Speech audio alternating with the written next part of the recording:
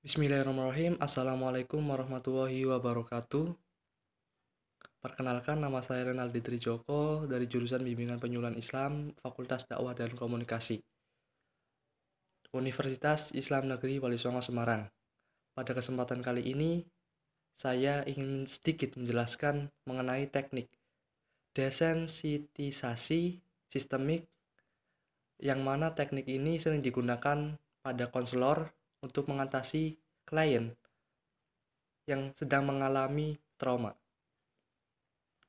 Teknik desensitisasi ini dipergunakan terutama untuk mengatasi rasa takut terhadap sesuatu, terutama yang mengalami rasa fobia ataupun takut yang berlebihan atau tidak wajar.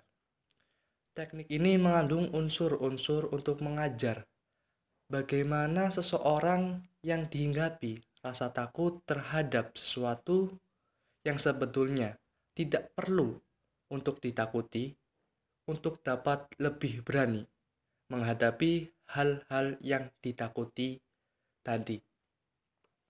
Adapun manfaat dari desensitisasi sistematis ini sering digunakan untuk mengurangi masalah-masalah kecemasan yang telah dipelajari lewat conditioning seperti fobia, tapi juga dapat diterapkan pada masalah-masalah lain juga.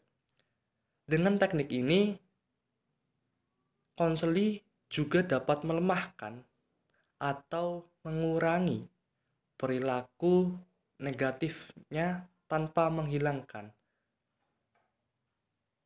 Dan pada teknik ini juga, konseli ataupun klien mampu mengaplikasikan teknik ini dalam kehidupan sehari-hari tanpa harus didampingi dengan seorang konselor yang memandu. Tujuan dari teknik desensitisasi ini adalah yang pertama, teknik desensitisasi ini bermaksud mengajarkan konseli untuk memberikan respon yang tidak konsisten dengan kecemasan yang dialami konseli. Yang kedua yaitu mengurangi sensitivitas emosional yang berkaitan dengan kelainan pribadi atau masalah-masalah pada sosial. Katanya Mas Bani tes ini ada keperluan gimana Mas? Ya, saya itu punya trauma mas sejak dulu, ya sejak waktu kecil lah. Dulu kan saya kecil tuh anaknya bandel gitu. Bandel. Nah, apa saja saya pukul, apa saja disabet gitu. Kebenaran mas itu ada sarang lebah itu biasalah, serba dipukul. Itu tak pukul pakai kayu, Ya, terus pukul balik ternyata ada lebahnya. terus Tiga sekaligus nyerang saya langsung, terus nyerang nyengat di bagian kepala gitu, benjol akhirnya. Dan sampai saat ini saya kalau ketemu lebah di atau lebah meskipun itu satu dan jaraknya jauh, itu saya langsung fobia gitu, langsung pergi lari gitu. lari nggak ambil pusing lah ya. Oke, jadi pada kasus Mas Bani itu di dalam dunia konseling, di dalam dunia psikologi itu ada yang namanya terapi terapi healing. Dalam terapi healing itu ada beberapa macam teknik. Salah satunya itu teknik desensitisasi sistemik. Nanti Mas Bani tinggal mengikuti apa yang saya ucapkan, tinggal membayangkan apa saja yang saya ucapkan seperti itu. Ya, mungkin langsung saja Mas, langsung terapi mengenai desensitisasi sistemik ini langsung aja. Ya, pertama-tama Mas Bani posisi duduk yang serileks-rileks mungkin ataupun senyaman-nyaman mungkin agar nantinya itu tidak terganggu dengan apapun yang ada. Sudah kan Mas? Sudah. Dan, kemudian tahap selanjutnya itu Mas Bani bisa pejamkan mata. Oke. Yang pertama tarik nafas terlebih dahulu agar lebih rileks lagi.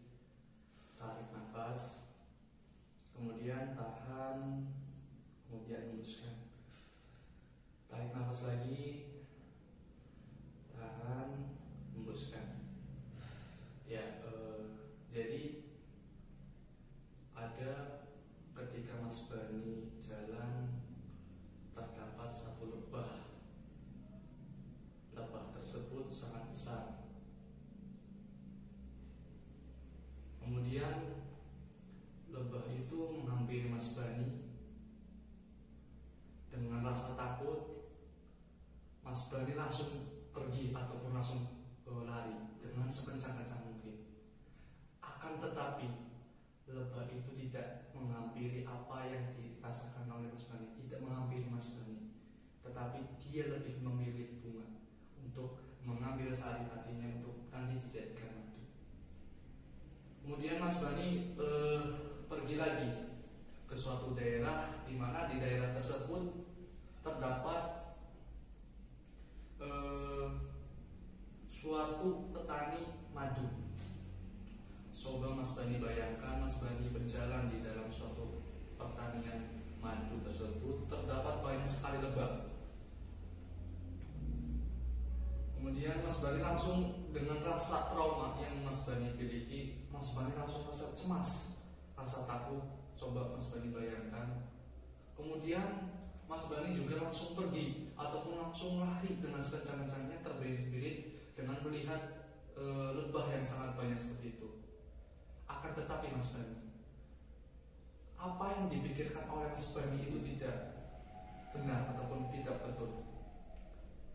Lebah di sana hanya sekedar untuk memproduksi suatu madu-madu yang ada pada pertanian tersebut.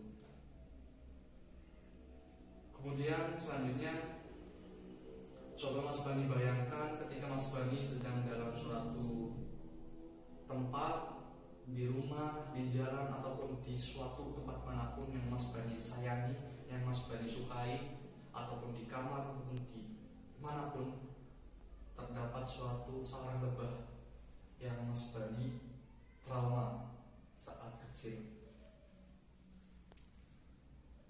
Dengan spontan Mas Bani ketika melihat sarang tersebut, Mas Bani langsung mengusir dan menjatuhkan sarang tersebut.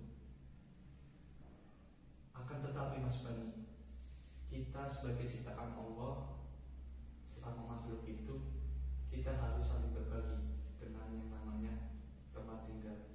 Jangan ketika Mas Bani terdapat di ruangan Mas Bani, di kamar Mas Bani itu terdapat, jangan langsung dipukul lebahnya, akan tetapi untuk diusir agar tidak sampai lebah itu meninggal, seperti itu Mas Bani. Coba buka perlahan-lahan Mas Bani. Ya, gimana mengenai terapi tersebut? Apakah ada suatu kenaikan antara kecemasan Mas Bani terhadap suatu lebah? Ya, alhamdulillah sudah dapat beberapa poin sih Mas. Dari bahwa setiap lebah itu nggak selalu menyengat kalau kita nggak ganggu. Iya. Ya, kemudian juga lebah juga ciptaannya Allah. Selagi Mas Bani tidak melukai lebah tersebut, insya Allah tidak akan terjadi apa-apa. Orang toh pas ketika Mas Bani kecil disengat bahkan Mas Bani kan bandel, pukul akan tetapi nanti ketika mendapatkan suatu sarang lebah ataupun itu nanti akan tidak dipukul Mas. Ya, mungkin itu saja terapi desensitasi sistemik. Mungkin akan nantinya bisa dilakukan secara bertahap Mas.